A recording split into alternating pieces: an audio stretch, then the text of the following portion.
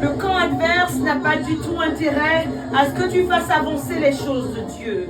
C'est pourquoi tu te trouves encore couché dans ce lit d'hôpital. C'est pourquoi tu es empêtré dans une crise conjugale sans nom. C'est pourquoi tu te retrouves face à une pile de factures insolvables. C'est pourquoi tu es fragilisé par ce chômage, frappé par ce deuil. En début d'année, ne te laisse pas impressionner. Voici un jour qui verra le défi de ta vie relevé. Voici un jour où le triomphe se range de ton côté. Dieu n'a pas changé. Prie jusqu'à la résolution totale de ce problème. Il y a un combat à livrer. Le Dieu de David, d'Abraham, d'Esther, de Daniel est devant toi. Tu dois te battre spirituellement. Tu ne démontreras pas la puissance de Dieu dans ta vie si tu n'es pas prêt, si tu n'es pas prête à entrer en confrontation avec le diable. Cette prière créera un témoignage dans ta vie. Cette prière fera de toi le sujet de leur étonnement. Combat. Certains chrétiens ont épousé de fausses idées. Pourquoi se battre spirituellement alors que la vie a déjà son lot de combats? Ils sont nombreux à le penser ou à le dire. Et jusqu'à quand devrons-nous combattre le diable? Jusqu'à quand? Eh bien justement, puisque tout ce qui est visible vient de l'invisible, selon la parole de Dieu, en Hébreux 11, le verset 3, s'il y a un domaine où tu ne dois jamais céder, c'est le domaine du combat spirituel. Combat, jusqu'à ce que tu ne vois pas devienne visible. Tout est possible à un homme et à une femme qui prie. Il n'y a pas de victoire sans combat. Il n'y a pas de conquête sans guerre. Celui qui détient les lauriers de la vie éternelle nous a donné l'autorité et les armes pour renverser le royaume de l'ennemi en son nom. Dieu t'invite à prendre position dans la victoire. Il dit position dans la victoire qu'il a acquise pour toi par le combat que tu livreras aujourd'hui. Bien-aimé, tu es avec moi dans le cercle d'intercession prophétique dénommé cascade de déclaration pour libérer des prières qui changeront tes circonstances au nom de Jésus-Christ. Ta prière te fait entrer ce matin là où tu n'espérais pas. Dieu te donne l'opportunité de déclarer ce matin quand d'autres n'ont plus de force. Dieu te donne l'opportunité de prier pour que le problème qui comprime ta vie s'arrête. Élève la voix de feu et combat. La règle d'or de ce combat, c'est de savoir que Jésus-Christ de Nazareth a déjà battu tes ennemis. Dieu veut que tu domines sur le ring. Lève-toi, lève-toi. Les brabaya sakamaya shakababa. Masanderebo shabrabaya baba sakababa. Soazukamaya sotabaya sakatale. La brababa. Pousse en esprit. Pousse, donne de la vigueur à ta prière. Ora chakrababasa. Ebo satamaye braba. Et la kataba. Les brobaya saba. Lève-toi ce matin. C'est le combat. C'est le jour du combat. Alléluia. Avec le Seigneur des Seigneurs, positionnons-nous sur la ligne de départ. Ô Père, tu es la personne la plus importante pour moi. En ce jour et en ce moment même, tu restes la personne la plus importante de ma vie. Tu as le pouvoir absolu et illimité sur toutes choses. Tu as le pouvoir sur toutes les sortes de captivité et de servitude. Et parce que je suis à l'abri du Très-Haut ce matin, mon cœur est en paix. Je t'adore, je te loue, je t'honore, je te célèbre, ô mon Seigneur. Éternel, éternel, je suis debout dans une rivière du sang de Jésus-Christ. Le sang de Jésus ôte le péché, il sauve et il a le pouvoir de lier toutes les forces des ténèbres. Alors par le sang de Jésus-Christ, je lie toute activité des ténèbres contre ma vie. J'applique le sang de Jésus-Christ de Nazareth dans cette atmosphère spirituelle, physique, sur moi-même et sur toutes les personnes sous l'influence de ma voix au nom de Jésus-Christ. Nous sommes revêtus de notre armure et munis de la plus haute protection pour engager le combat de ce jour. Ce matin, nous allons prier et nous ne nous contenterons pas de victoire partielle. Nous allons prier et nous verrons les problèmes de nos vies s'effondrer. Les forces qui t'assiègent doivent s'affaiblir aujourd'hui et quitter définitivement le territoire de ta vie au nom de Jésus-Christ. Des personnes ont été empoisonnés par le venin de la trahison et se sont retournés contre toi. L'ennemi s'est acharné à semer des graines de division, de séduction, de jalousie, de peur, de confusion dans le cœur de ceux en qui tu as le plus confiance, et la trahison t'a paralysé parce que le diable est fondamentalement méchant, déloyal. C'est lui qui inspire toutes les rébellions et toutes les trahisons. Il est l'auteur de toutes les trahisons de ta vie. Ne reste pas cloué au sol par la trahison. Chaque fois que tu luttes contre la trahison, souviens-toi que tu affrontes Satan lui-même, ton époux, ton épouse, tes enfants, des frères et des sœurs, des familiers, des proches parents, des associés et partenaires en affaires, des amis très chers ont abandonné leur admirable fidélité, leur engagement envers toi et envers Dieu, et ils ont décidé de rejoindre les rangs déjà chargés d'être traîtres. Ils t'ont trahi. Tu as subi ce comportement imprévisible de façon répétée dans ta vie et tu es traumatisé. Lorsqu'ils ont décidé de te quitter, de te tourner le dos, ils ont fait une scène. Ils ont répandu des rumeurs pour nuire à ta réputation, à celle de ton époux, de ta famille, de ton entreprise. La trahison est une attaque à l'arme lourde. Le fils prodigue des évangiles ne se souciait pas de ce que quiconque pensait en quittant la maison de son père dans ces conditions.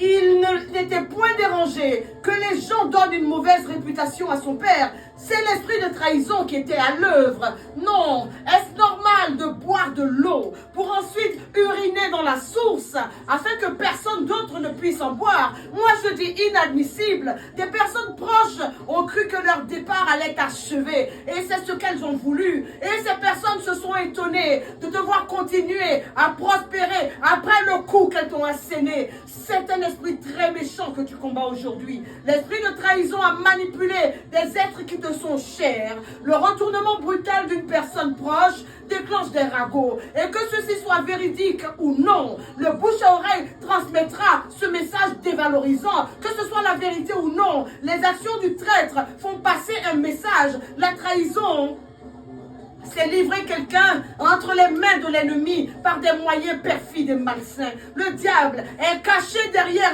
toutes les défections, tous les abandons, toutes les trahisons et tous les sabotages de ta vie. Alors qu'ils savaient que leur démarche te détruirait, ils l'ont tout de même entreprise. Ils ne se sont pas souciés des ravages que cela provoquerait sur toi, sur tes enfants, sur ton époux, sur ta santé, sur ce qui fait ta stabilité. L'esprit de méchanceté des gens a poussé des gens à s'engager dans des démarches qui t'anéantissent et qui mettent ce qui fait ta stabilité en danger. Je dis œuvre d'anéantissement, œuvre de destruction, œuvre de sorcellerie. On t'a imposé l'infidélité.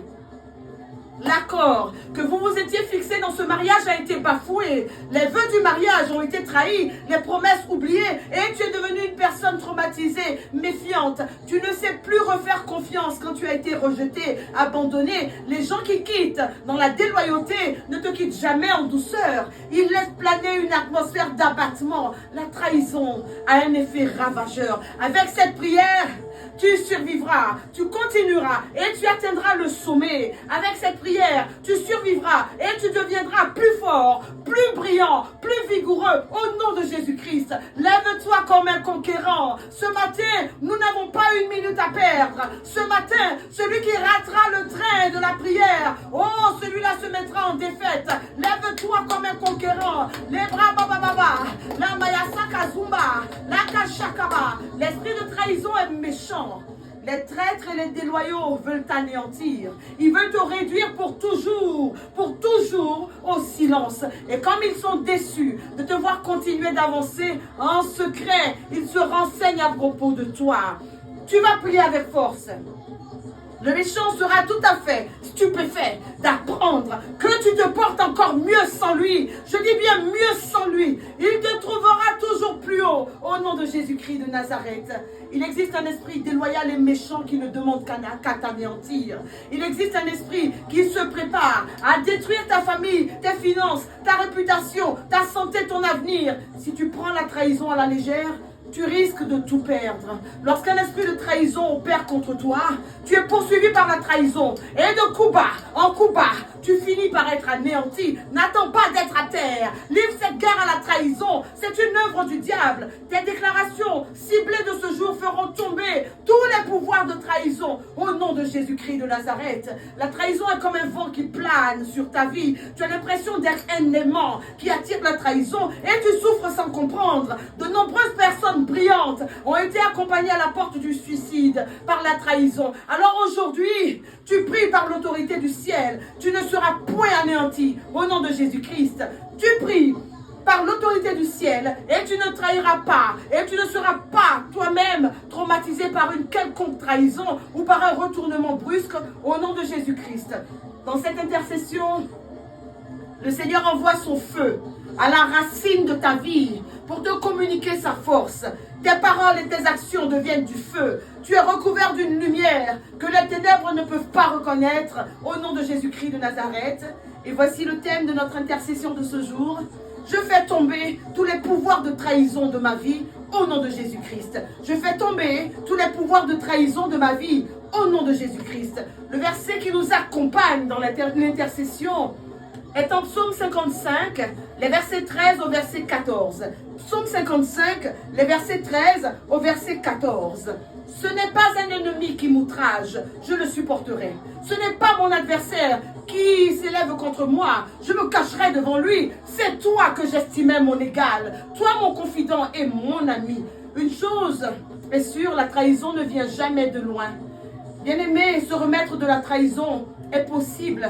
Mais verrouiller sa vie au pouvoir de la trahison est plus qu'essentiel. Ta prière doit élever une barrière devant cet esprit de trahison au nom de Jésus-Christ. Alors lève-toi, ne reste pas couché, ne reste pas abattu. La vie continue avec le Seigneur. Bien-aimé, tu es équipé d'un feu frais pour avancer dans cette guerre spirituelle. Cette bataille sera en ta faveur. Le venin mortel de la trahison n'aura plus accès à ta vie au nom de Jésus. Ce combat, ce matin, nous refusons d'être malheureux, choqués, traumatisés par la méchanceté.